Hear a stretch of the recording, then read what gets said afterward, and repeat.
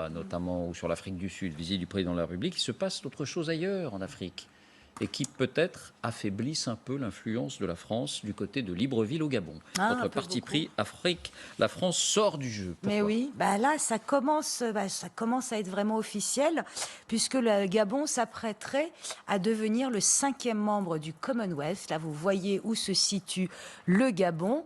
Et deviendrait, dans ce cas-là, s'il intègre le Commonwealth, donc l'organisation économique, comme vous voyez, voilà les 53 membres du Commonwealth, et deviendrait le 3e État non anglophone à intégrer le Commonwealth, Mozambique en 1995 et le Rwanda, justement, en 2009. Et c'est franchement révolutionnaire. Ce n'est pas encore officiel, mais C'est bien parti. il y a une visite, pour le coup, totalement officielle d'Ali Bongo qui a rencontré Patricia Scotland, secrétaire générale du Commonwealth. Vous voyez les images, c'était le 11 mai 2021. Donc tout ça s'est très très bien passé. D'ailleurs, un mois avant, l'organisation du Commonwealth avait envoyé à Libreville une organisation pour s'assurer que le Gabon respectait les droits de l'homme et les règles démocratiques. D'ailleurs, c'est grâce à ça que le Gabon a dépénalisé l'homosexualité le 23 juin 2020. C'est absolument exceptionnel parce que je rappelle que 28 des 49 pays d'Afrique subsaharienne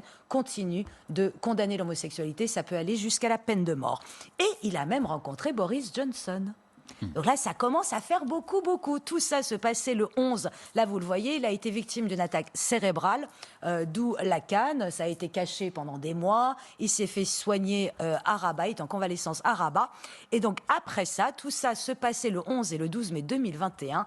Et hier, le porte-parole de la présidence, on va l'écouter. Voilà ce qu'il nous dit. Le Commonwealth est une famille, une grande famille de 54 États qui interagissent, et c'est un point important, sur un principe d'égalité et de respect réciproque, notamment sur leur souveraineté nationale. À l'heure où je parle, je peux dire que le Gabon est en très bonne voie pour adhérer à l'organisation du Commonwealth.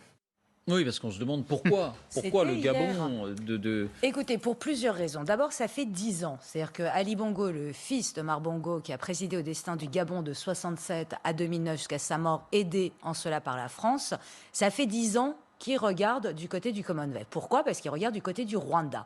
La réussite économique fulgurante du Rwanda, c'est dû aussi au dynamisme anglo-saxon. C'est l'ouverture de nouveaux débouchés. Ali Bongo regarde beaucoup du côté de Singapour, de l'Inde, du Brésil. Donc il y a de toute façon, il suffit de regarder la carte. Les pays du Commonwealth sont beaucoup plus dynamiques économiquement que les anciennes colonies françaises. C'est une réalité, vous pouvez faire des tours et des tours, c'est une réalité.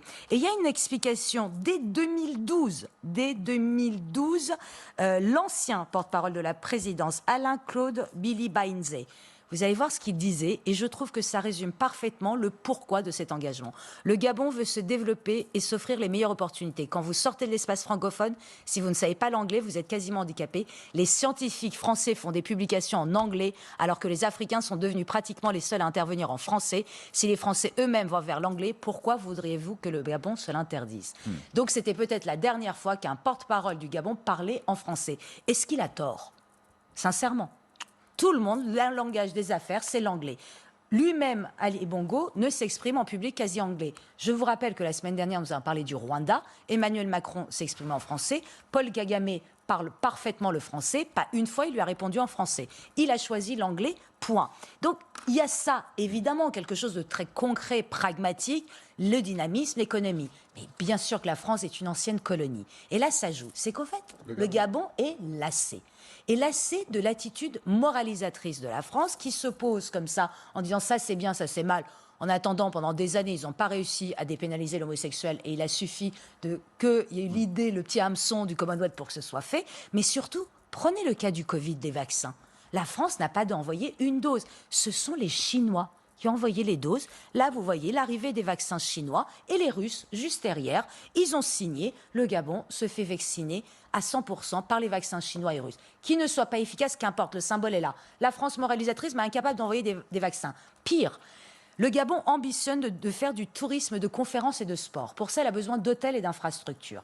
Donc elle a fait appel à la France aux alentours de 2010-2012. La France regardait ailleurs. Qu'est-ce qui s'est passé? La Chine est en train de construire ses infrastructures. Ça construit à tout va, des salles de conférences, des hôtels, des stades, et la France est à côté. Donc je vais vous dire une chose. Le problème, c'est que la France, elle ne regarde plus l'avenir de l'Afrique, qu'elle est engluée dans le passé colonial. Et ça, c'est dû en partie à tout ce discours racialiste, décolonial, qui fait qu'à chaque fois qu'on parle de l'Afrique, on parle du passé, alors que les anglo-saxons qui ont été aussi colonisateurs, ils regardent vers l'avenir.